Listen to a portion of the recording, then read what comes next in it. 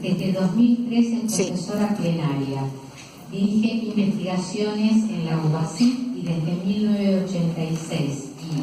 Y desde 2007 estudios multicéntricos, Comisión Salud Investiga,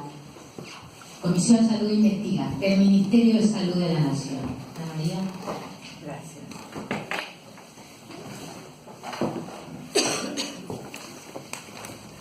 Bueno, buenas noches a todos y a todas. La verdad que era un gusto ir escuchando a Ignacio, bueno, Alfredo, siempre, porque hace muchos años que sabemos más o menos qué va pensando uno y el otro. Pero bueno, a Ignacio no lo conocía.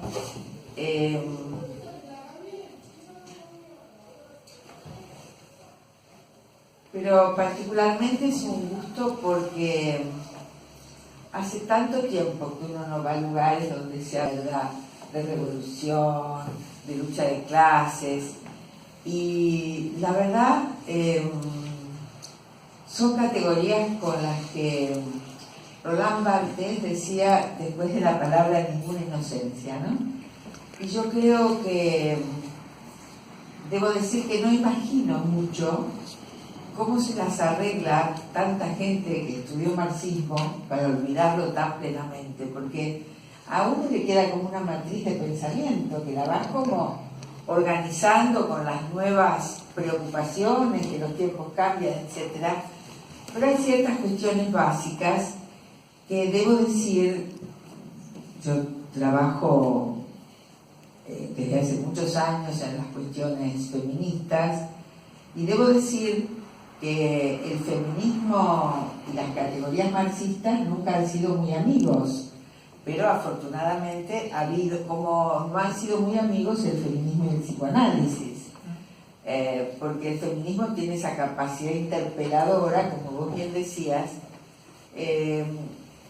pero me parece que no es casual que el feminismo haya sido y siga siendo un movimiento de mucha interpelación a verdades que se van consagrando y se van haciendo institución. Por eso interpela a lo más cristalizado del marxismo, y por eso interpela a lo más cristalizado del psicoanálisis. Y es muy lindo escuchar cuando un varón joven que se interpela por su propia construcción en ese entramado complejo de política y subjetividad que somos, parte de pensar a partir de las cuestiones que fue dejando sentado el feminismo a lo largo de los años de militancia y de producción. Yo los escuchaba a los dos y pensaba qué bárbaro, porque yo hace ya unos años que vengo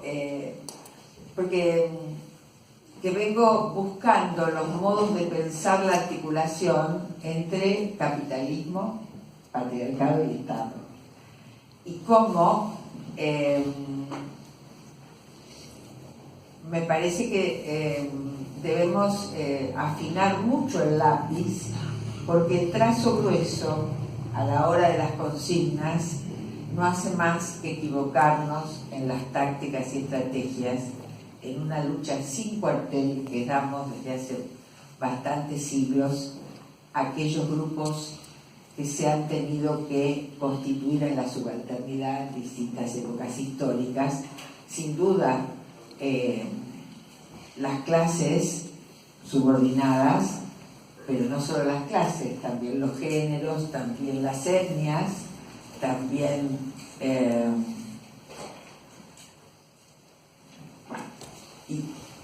pero quiero decir que en ese entramado de capital, en ese entramado de capitalismo, patriarcado y Estado, es donde tenemos que pensar las luchas cotidianas y varias cosas que se fueron diciendo, yo coincido. Hace ya mucho, yo no me acuerdo si es del 2007 o 2008, escribí un libro llamado Lógicas Sexuales, donde ahí estoy planteando qué entendemos por género y por perspectiva de género, y cómo muchas veces se cree hablar de género y en realidad es una narrativa que va armando, a medida que se van armando cada vez más especialistas en género, más se despolitiza, ¿no? Entonces, en ese entramado de capitalismo, patriarcado y Estado, esa es una alianza tan vieja como el capitalismo y más, tan vieja como el patriarcado y más, y tan vieja como el Estado. Lo que pasa que nuestra inteligencia colectiva será ubicar cuál es la particularidad en este periodo histórico. Y me parece que si a todo eso le llamamos neoliberalismo, más allá que con la palabra neoliberalismo parece no olvidarse que es el capitalismo,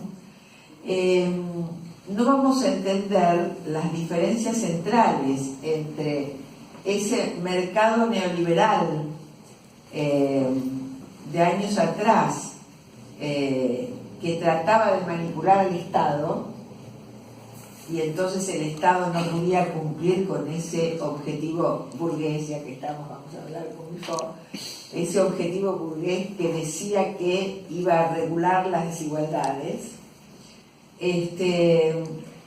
Me parece que hoy estamos no solo en la Argentina, sino es una cuestión mundial.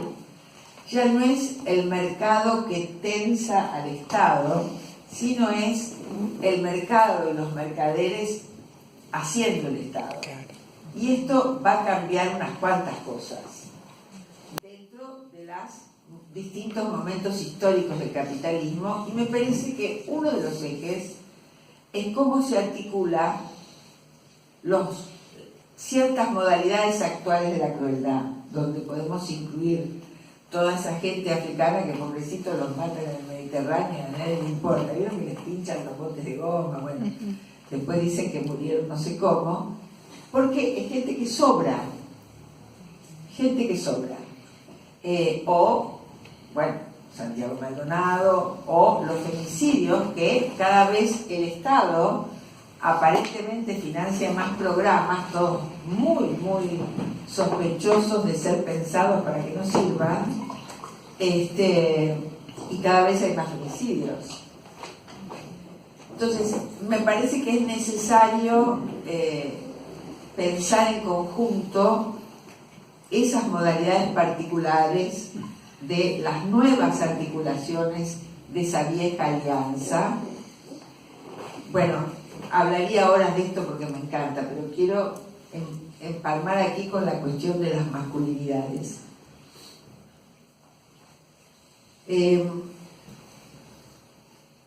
Me parece, como decía, que perspectiva de género es pensar relaciones de poder.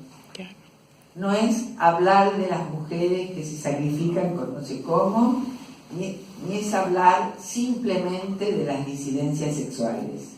Es hablar de los complejos anillados del ejercicio concreto de relaciones de poder. En ese sentido, yo no pensaría tanto el patriarcado como una estructura. Estructura es una palabra muy compleja, con una historia filosófica que no nos conviene para pensar la política.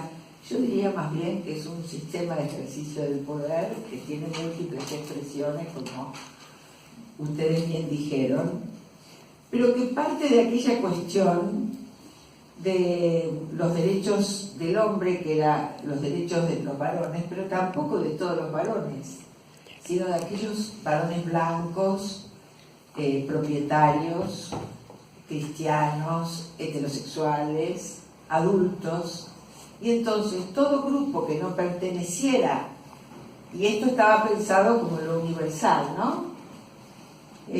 todo grupo que no perteneciera a ese sector, el sector de la construcción de la hegemonía política, de la hegemonía cultural y de la hegemonía sexual, por supuesto, eran construcciones de desigualación. El problema es que cuando decimos desigualdad, parece un hecho de la naturaleza, es desigualación. Son estrategias biopolíticas de dominio que van construyendo las desigualaciones. Entonces, sería un trazo grueso e inexacto ubicar a los varones heterosexuales, propietarios, etcétera, etcétera, como los dominadores de todo el universo, pero me parece que la variable de género tiene que ser pensada en la tensión entre la especificidad de los problemas políticos, sentimentales, sexuales, económicos, etcétera, entre varones y mujeres en el mundo de la llamada heterosexualidad, heteronorma, y al mismo tiempo tenemos que poder pensar cómo el ejercicio del poder de dominio en la práctica cotidiana de estos varones tiene cicatrices, pero son siempre cicatrices de un ejercicio de dominio que es diferente de las cicatrices del ejercicio del dominado, aunque una misma persona pueda estar en distintos ámbitos en el lugar, qué sé yo, un tipo de la villa, un obrero pobrísimo, que lo vas a ver como dominador, sí, en género sí, porque puede ejercer violencias muy diversas sobre las mujeres y los niños que están a su alrededor.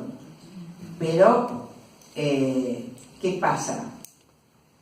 Si nosotros, en esta complejidad del capitalismo, patriarcado y Estado, solo vemos uno de los anillos de la dominación, entonces, como había en nuestra época, la izquierda podrá pensar la lucha de clases, pero no se podía armar ningún grupo de mujeres al interior de ninguna organización de izquierda, porque cuando viniera la RS, porque éramos tan exóticos que RS era la Revolución Social, cuando venga la RS todas las desigualaciones se van a desaparecer, ¿no? Vayan a preguntar qué pasó con eso. O se reproducían, aún en los grupos armados, se reproducían relaciones opresivas de género de todo nivel. Entonces,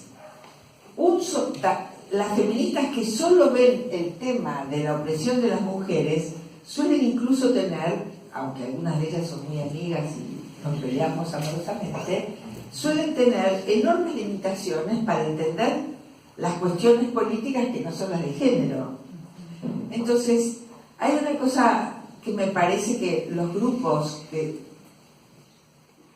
tienen que transcurrir en la subalternidad, es necesario que puedan pensar aquello que es específico del sistema de opresión en el que están inscritos y aquello que hace a cuestiones más generales en relación a los anhelos libertarios de paridad, en relación al injusto, como decía Alfredo, por ejemplo. Me parece que este es un complejo entramado político donde las políticas de sector me parece que muchas veces agudizan las dificultades de pensar aquello común que produce dominación, subalternidad, etcétera, etcétera, y por consecuencia aquellas cuestiones que se dan de una agenda común de las luchas políticas. Por suerte el ni una menos, la salida a la calle contra el 2x1, la multitud que esperamos mañana por la aparición con vida de Santiago Maldonado, nos muestran que las multitudes están haciendo aquello que las dirigencias políticas todavía no terminaban de entender. Y esto es maravilloso. Pero bueno, también, me parece que hay que trabajar la noción de multitud, me parece que la noción de multitud de Spinoza tensó con la noción de pueblo de Hobbes. Hoy es necesario revisar y nutrirse. Pero yendo ya a lo específico de las masculinidades,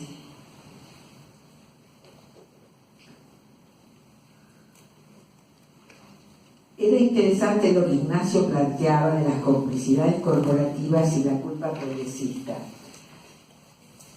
Una cuestión en relación a la culpa, a mí me parece que es un concepto religioso válido para la dominación, pero a mí me gustaría que fuera un concepto que pudiera ser reformulado para poder pensar la política o el psicoanálisis.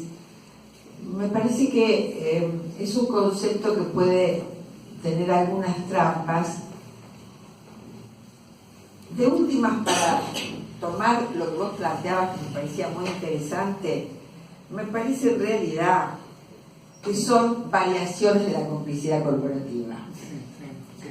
Son variaciones de la complicidad corporativa. En una investigación que hicimos hará unos poquitos... después en otro momento te cuento, porque yo hice una investigación hace muchos años sobre femicidios con las estadísticas de salud. Es muy interesante en mujeres, pero para no desviar ahora. La cuestión de la complicidad corporativa es muy interesante.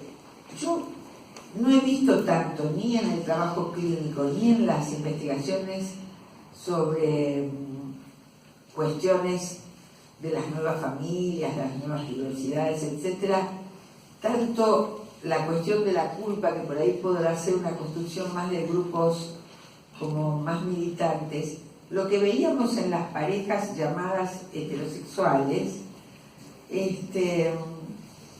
era que cuando preguntábamos, por ejemplo, cómo se dividían las tareas domésticas, etcétera, los varones todos decían que 50%, que tomaban las decisiones al 50%, que jamás ellos tomaban una decisión sin hablarla con su mujer. Eran todos divinos, ¿no? Bueno, pero en realidad no estaban mintiendo, no era una cosa mentirosa, sino que era la convicción que en su casa no había problemas de género.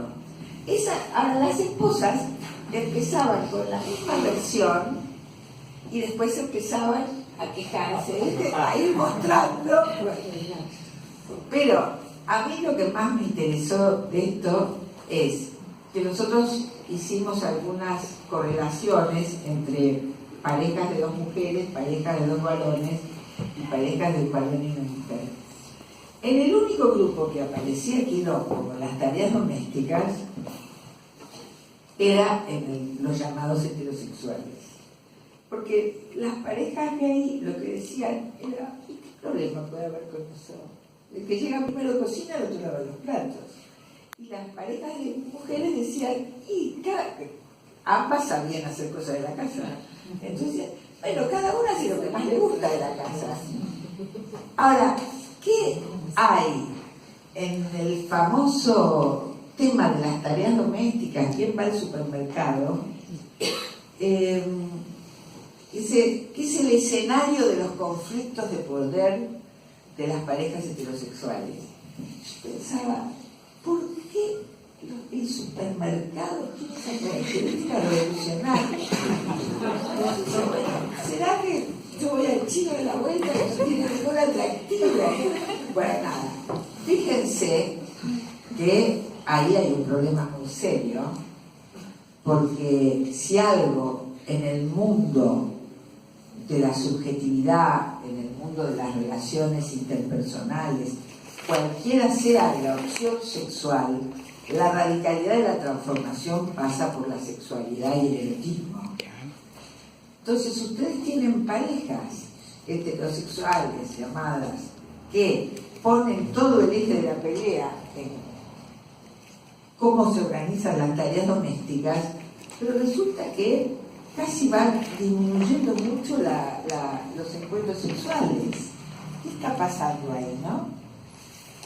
Claro, uno tiene la marca de la generación en la que fue joven, que fueron los 60, que fue la mal llamada revolución sexual, que lo calculen, el cambio en pocos meses, en pocos años que hubo en esas jovencitas, que se suponía que tenían que llegar virgen al matrimonio, a pasar a una vida de amplia sexualidad. Esas cabecitas iban a una velocidad muy grande. Y no es casual que la mayoría de esas transformaciones de esas chiquilinas hayan estado ligadas a los grupos de las militancias estudiantiles, artísticas, etcétera, porque eran modos de la vanguardia no menores a otras vanguardias. Lo que pasa es que creíamos que lo importante se estaba cocinando en lo que creíamos que era la política, hasta que llegaron los 70 y ahí llegó esa consigna feminista de lo personal y político. Entonces, me parece que pensar las cuestiones de género desde los roles es una idea positivista del género norteamericana que ha tenido mucho. Nadie amplía sus libertades de género peleando por las tareas domésticas. No pasa por ahí. Pasa por el anhelo de salir al mundo, el anhelo de libertades político-personales. Y hay una cuestión que me parece que también tienen, y con esto voy cerrando para dar lugar al debate, que también están planteadas. Alfredo hablaba de algunos tabúes importantísimos, yo coincido, y también hoy matrimonio igualitario, bueno, todas las cuestiones que hemos avanzado en legislación.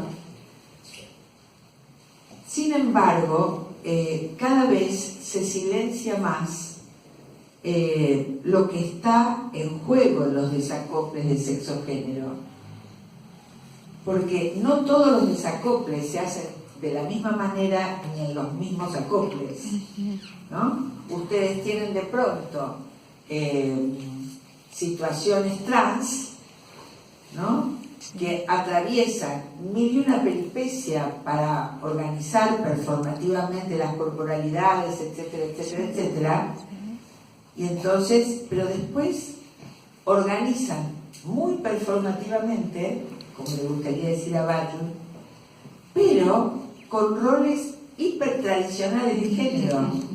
Sí. Entonces, ahí vemos cómo, lo cual no quiere decir desestimar eso, sino que, como diríamos en otra época, no solo el capitalismo tiene un desarrollo desigual y combinado desigual, sino que todas las instancias de capitalismo, patriarcado y Estado tienen esa complejidad. Por eso es muy importante para mí trabajar siempre en un pensar situado.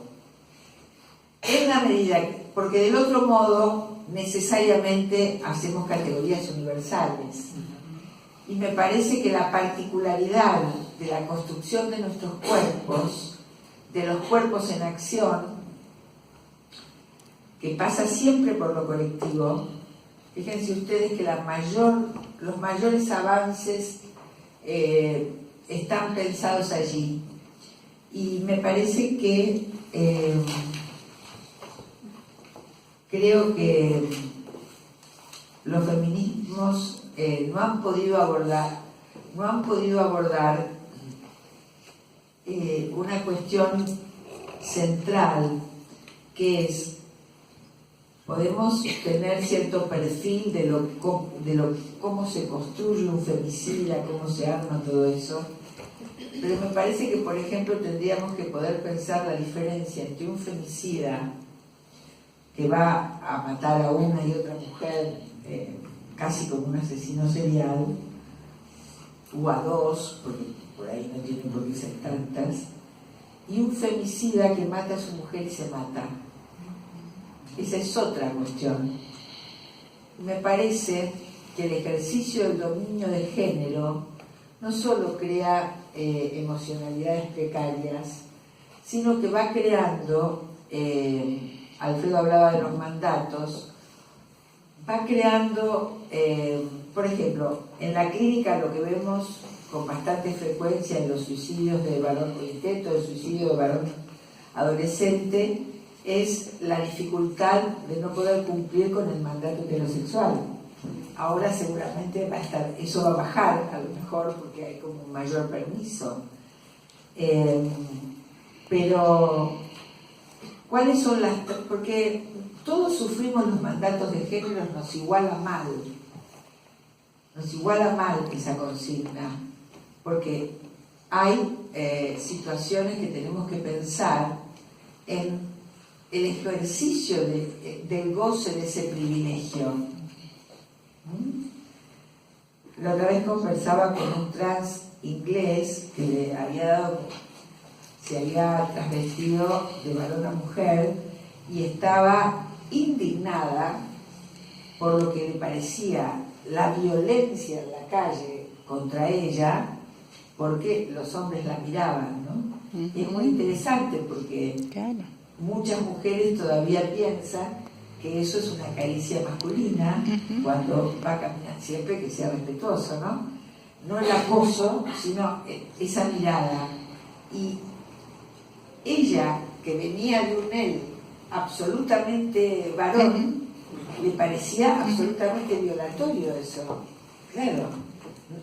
Entonces es muy interesante cómo ahí se componen, yo no diría las culpas, pero sí diría cómo se van entramando los ejercicios del dominio y los ejercicios de la subalternidad. Porque al mismo tiempo que hay un disfrutar del ejercicio de dominio, también hay vos hablabas de beneficios secundarios, de lo que ya Simone de Beauvoir decía respecto de las mujeres, decía la mala fe de las mujeres. En esto yo aclararía una primera cuestión que hay que considerar, es que sean víctimas no nos hace buenas, porque a veces las militancias, más que la culpa, yo creo que las militancias es de confundir la bondad con las víctimas, ¿no?